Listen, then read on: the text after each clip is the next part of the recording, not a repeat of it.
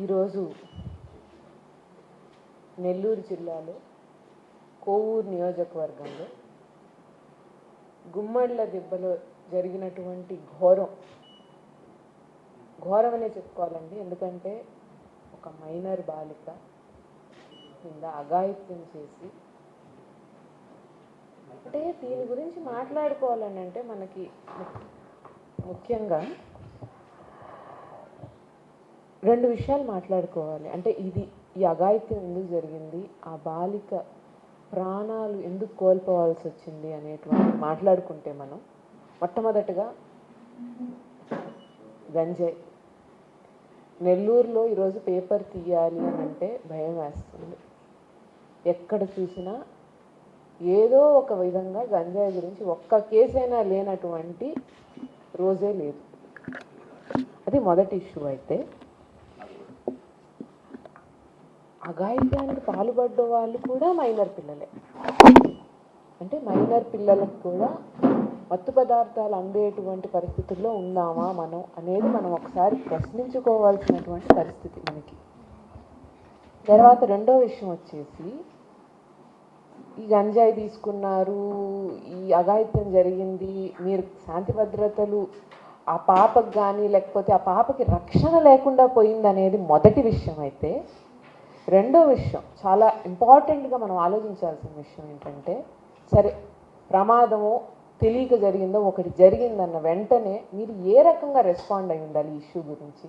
వెంటనే ఆ పాపని కావాల్సినటువంటి హాస్పిటల్కి చేర్పించి ఆ పాపని బ్రతికించే ప్రయత్నం చేయకుండా ఫస్ట్ కోవూరు దగ్గర హాస్పిటల్కి తీసుకుని వెళ్తారు, తర్వాత మన నెల్లూరు జీజీహెచ్కి తీసుకెళ్తారు, తర్వాత చెన్నైకి తీసుకెళ్తారు. చెన్నైలో 8 రోజులు పాపం ప్రాణాలకు పోరాడి ఆ బిడ్డ చనిపోయింది. ఈరోజు ఆ బిడ్డ చనిపోయింది, ఆ తల్లిదండ్రులకు పుట్టెడు దుఃఖం ఉంది. దీనికి కారణం ఎవరు? మీ పోలీస్ ఫెయిల్యూర్ కాదా? మీ నిర్లక్ష్యం కాదా?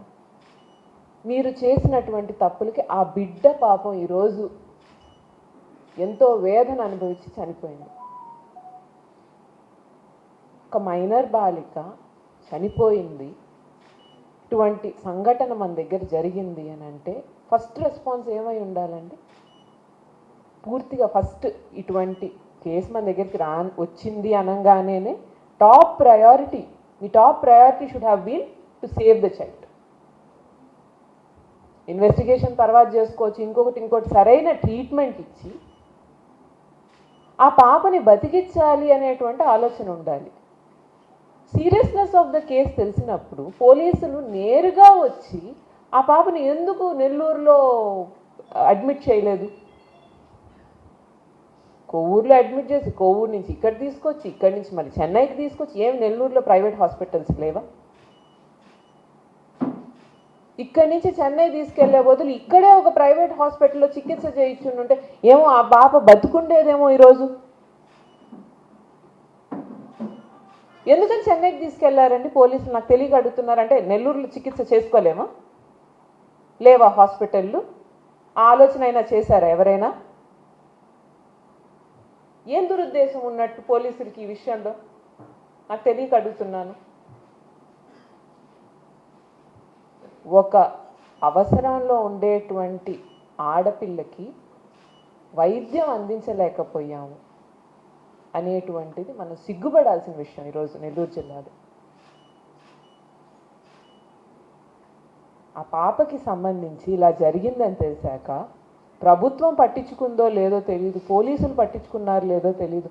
మా అందరికీ ఎంత బాధేసింది. వెంటనే ఆ పాప ఏమన్నా బతకొచ్చా అని చెప్పి ఎంత ఇది అయిపోయి ఉన్నారు.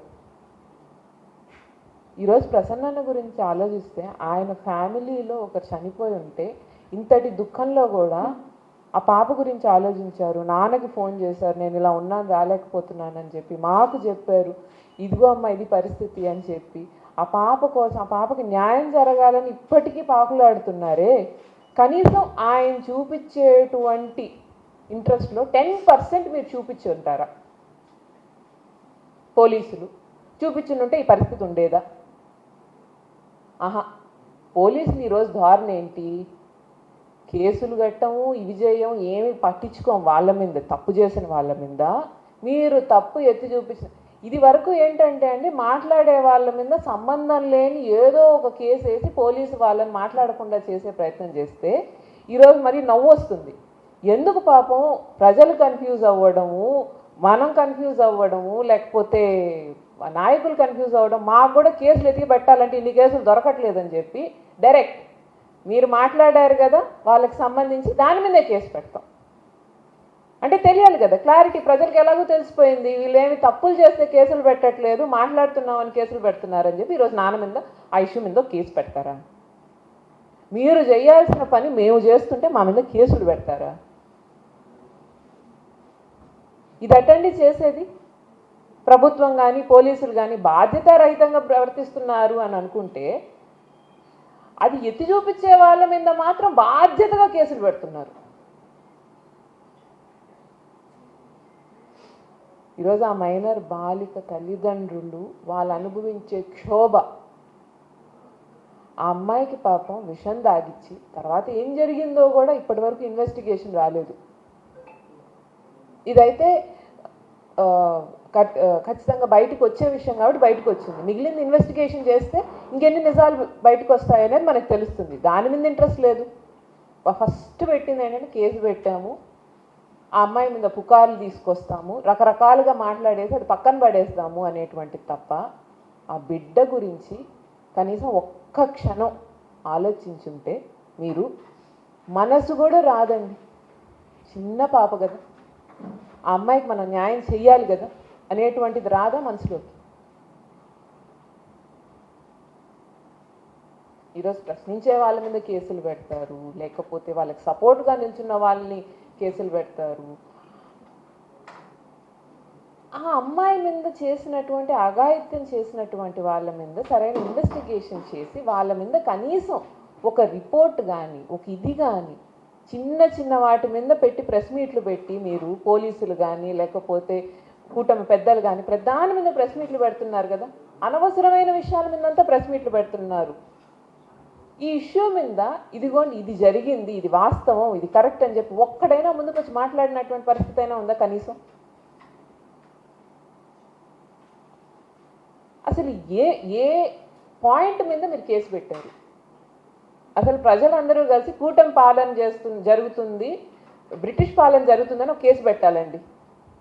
ఎందుకంటే కూటమి పెద్ద చంద్రబాబు నాయుడు గారు ఏమన్నారు, ఒక్క నెల రోజుల్లో గంజాయి అనేదే లేకుండా చేసేస్తాము మేము ఆంధ్ర రాష్ట్రంలో అన్నారు.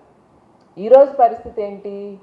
ఆ గంజాయిని మీ స్వలాభాల కోసం మీరే పెంచి పోషిస్తున్నారు. ఆ గంజాయి తీసుకునేటువంటి రౌడీలు గుండాలు అందరూ మీ దగ్గరే ఉన్నారు. మీ స్వలాభాల కోసం మీరు గంజాయిని దీన్ని ప్రమోట్ చేసుకొని ఈరోజు పరిస్థితి ఏంటి? దానివల్ల మహిళలు ఇబ్బంది పడాలా? దానివల్ల పిల్లలు ఇబ్బంది పడాలా? ఎవరు తీసుకుంటారండి రెస్పాన్సిబిలిటీ? ఇప్పుడు ఆ పాప ప్రాణాలు పోయాయి, ఎవరు తీసుకుంటారు? ప్రభుత్వం రెస్పాన్సిబిలిటీ తీసుకోవట్లేదు, బాధ్యత తీసుకోవట్లేదు, పోలీస్ వ్యవస్థ తీసుకోవట్లేదు. ఎంత నిర్లక్ష్యం ధోరణిగా చూసాం. మరి ఈ కేసులో ఎంత కేర్లెస్నెస్! పోలీసులు ఎందుకున్నారు? శాంతి భద్రతలు కాపాడడానికి, ప్రజలకు ఏమన్నా ఇబ్బంది వస్తే దాని గురించి చేయడానికి, దాన్ని పట్టించుకొని దాన్ని నివారించడానికి. దానికంటే కూడా ఇంపార్టెంట్ ఏంటి? ఒకవేళ ఎవరైనా తప్పు చేస్తే వాళ్ళని శిక్షించడానికి. ఈరోజు పోలీస్ వ్యవస్థ ఏం చేస్తుంది? శాంతి భద్రతలు కాపాడే బాధ్యతలు వదిలేశారు, నిర్లక్షణ ధోరణి. అంతకంటే ఇంపార్టెంట్ ఏంటి? కేసు ఎవరి మీద పెడుతున్నారు అంటే తప్పు చేసే వాళ్ళని కదా, తప్పు అడ్డుకునే వాళ్ళ మీద కేసు పెడుతున్నారు.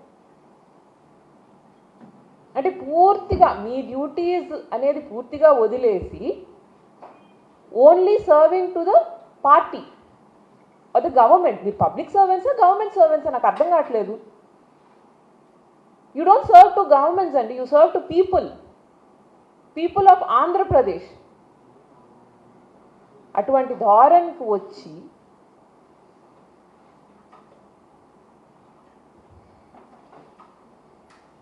ఈరోజు ఒక చిన్న ఉదాహరణ మాత్రమే ఈ కేసు. పోలీసులు అనేటువంటి వాళ్ళు ఎంత నిర్లక్ష్యం ధోరణికి వచ్చేసారు. ప్రభుత్వం అనేది ప్రజల్ని ఎంత పట్టించుకోకుండా వచ్చేసింది. రాజకీయాలు స్వలాభాలు తప్ప కనీసం ఒక బిడ్డకి న్యాయం చేయలేకపోతున్నారు మీరు అనేది గుర్తుపెట్టుకోండి. ఈ రోజుకైనా మీరు కళ్ళు తెరిచి మీ ఈ రాజకీయాలు కానీ, కుట్రలు కానీ, కక్షలు కానీ, కుతంత్రాలు కానీ పక్కన పడేసి ఆ బిడ్డకి న్యాయం చేయండి. ఆ తల్లిదండ్రులు క్షోభిస్తున్నారు, ఆ బిడ్డని మీరు తిరిగి తీసుకురాలేరు. కనీసం న్యాయం అనేది the least you can do for them.